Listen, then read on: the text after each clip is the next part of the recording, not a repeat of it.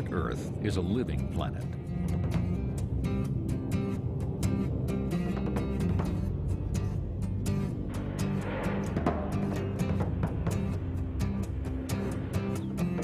Even solid rock, unmoving as it seems, has an exciting life of its own. But rocks live in geologic time. Their lives span billions of years. We humans can barely glimpse the living Earth in action. 724 Victor, 430 W box.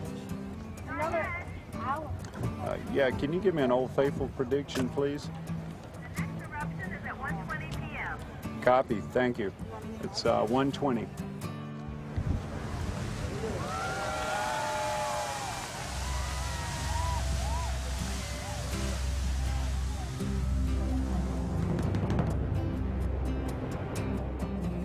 Where geologic wonders rule the landscape, the power of the Earth is most intense.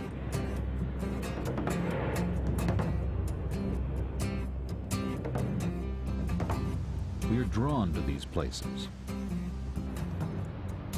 We make them the centerpieces of our world's great parks. Here, our deep connection with planet Earth is restored.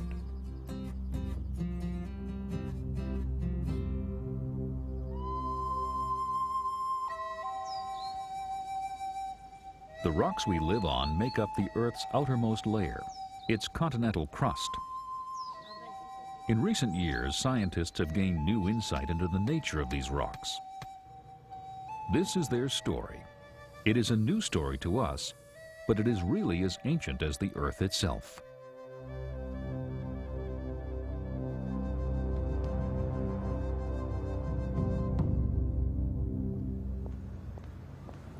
The continental crust is the part of the Earth we walk on.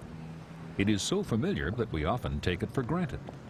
The Earth's crust is intimately linked to the sustainability of all human life. It's from the Earth's crust that we get the mineral resources that we depend upon, as well as the oil resources. Our water supply is linked to the Earth's crust. The minerals that plants require to grow and to feed on come from the Earth's crust. And so all of our ecosystems and all of living matter is dependent on the Earth's crust.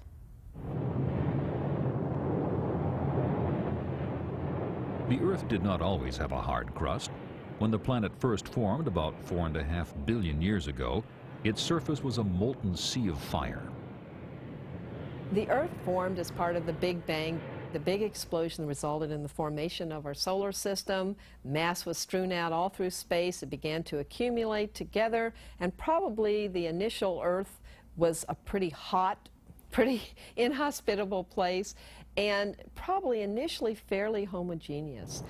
Just think of it as a very hot material. Eventually it started to cool down, and probably an outer scum or layer, cool layer formed.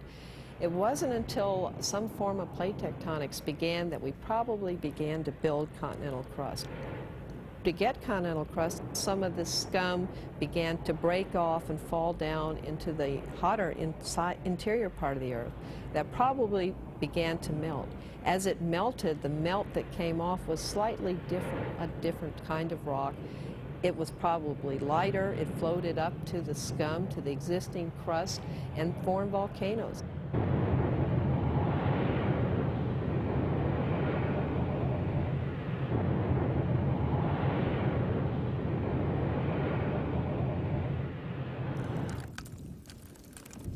Volcanic lava hardened to rock, forming the first continental crust. It is now 35 miles thick in places. The continental crust is much thicker than the crust under the ocean, which is less than 9 miles thick. Overall, the crust is just a thin film on the planet, making up only 1% of the Earth's total size.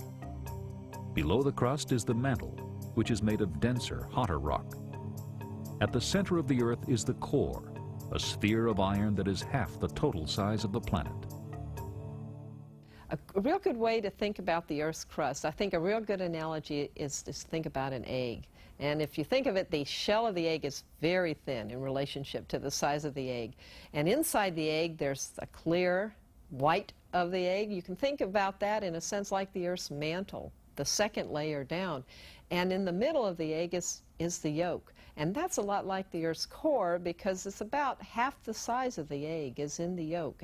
And our Earth's core takes about half the size. But the Earth's crust is where we live, and it's that thin outermost shell and that we derive all that we need for life and to make life livable.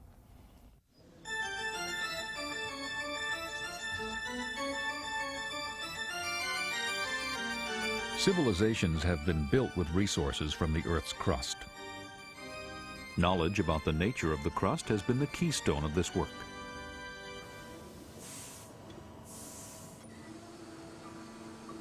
Today, scientists are probing ever deeper into the mysteries of Earth. This is the KTB drill site in Bavaria, Germany. Using the largest onshore drill rig in the world, scientists and engineers have drilled 30,000 feet into the Earth's crust. It is the second deepest research drill hole in the world, after one that measures 40,000 feet in Russia. 85 Grad. These rock cores come from depths of several miles below the surface. 0,20, 85. KTB scientists have begun to analyze them with the most advanced methods of rock analysis, for they come from a very special part of the Earth's crust. Here we are on old crust, in a very old continental crust where you usually only drill very shallow holes for water or mineral deposits. And in this old crust lies the key to the understanding of the evolution of the Earth. The oceans are quite young, 200 million years maximum, but the continents are up to 4.5 billion years old. And in order to understand how the Earth, everything came about, we have to look into this deep old crust. And this is why we choose this place here. We need a direct place of observation, and this is our drill hole.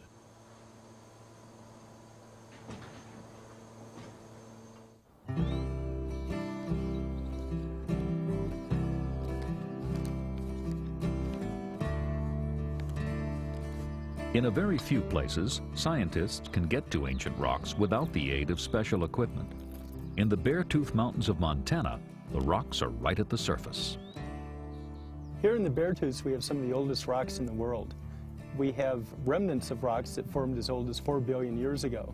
And these are mixed with somewhat younger rocks of magmatic origin that have a range in ages of about 2.8 to 2.75 billion years. Many of these ancient rocks are made of granite. Granite contains the radioactive element uranium, which decays to lead. This allows it to be dated with a machine called a mass spectrometer. By measuring these elements in rocks from the Beartooths, scientists confirmed that they were among the oldest known rocks on Earth.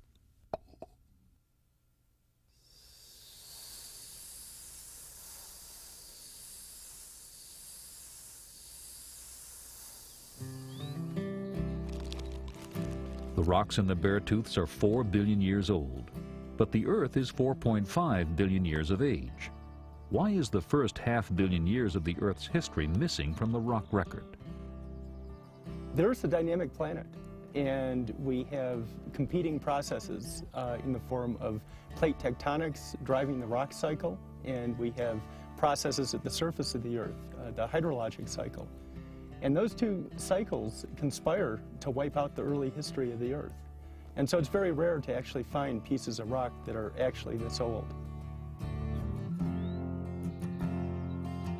The Beartooths are part of an ancient belt of mountains that includes the Grand Teton Range in Wyoming.